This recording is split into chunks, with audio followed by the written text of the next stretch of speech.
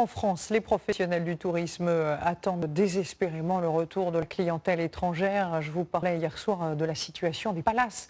Eh bien, celle des célèbres puces de Saint-Ouen est tout aussi compliquée. Sur place, les Français ne représentent que 3 clients sur 10 et ils dépensent beaucoup moins que les Américains. Reportage Tony Lebos et Sébastien Malouel.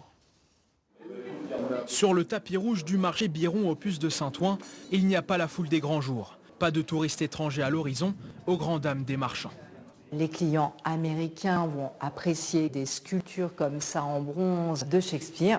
Isabelle Fouquet est une antiquaire inquiète. Malheureusement, ils ne sont pas là. Elle ne vendra pas sitôt son mobilier du XVIIIe siècle. La fermeture des frontières européennes est un coup de massue. Ses ventes ont chuté de 50%.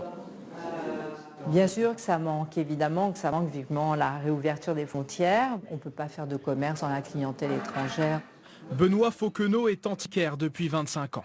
C'est juste de la jolie décoration, c'était un encrier au départ. Sa clientèle étrangère représente 80% de ses ventes en magasin. Pas de touristes, peu de clients, je vais dire, parce qu'on a quand même une clientèle française, mais qui malheureusement est très anecdotique par rapport à la clientèle étrangère. Difficile de remplir les caisses des marchands avec les seuls touristes français, très attendus, mais pas franchement acheteurs. Juste flâner et regarder, je pense pas qu'on va acheter parce que ça coûte assez cher. Se promener et voir un peu ce qui se passe.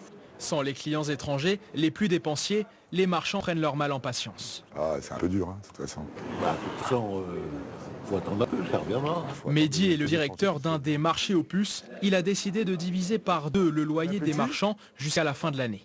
On a eu les gilets jaunes, on a eu les manifs, là maintenant le Covid, on a quand même été fermé pendant 2 mois.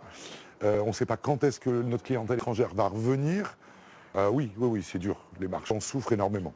Ça, c'est un très joli immeuble Napoléon III, ça. Voilà, de très belle qualité. Vous avez Cet une belle objet finition. Napoléon III sera bientôt recensé sur une plateforme en ligne, comme tous les produits des marchés aux puces. Même fin 19e. Ouais. Albert Rodriguez, 50 ans de métier, l'a bien compris, le salut passera par Internet pour séduire la clientèle étrangère. Ils pourront voir les nouveaux arrivages, les nouveaux objets qu'on rentre, si vous voulez, directement des États-Unis, de Chine ou de Russie, et ils pourront, si vous voulez, faire leurs achats. Pour l'instant, sans se déplacer en France. La plateforme sera lancée à la rentrée. En attendant, les 2000 marchands aux puces espèrent que les touristes français mettront la main à la poche.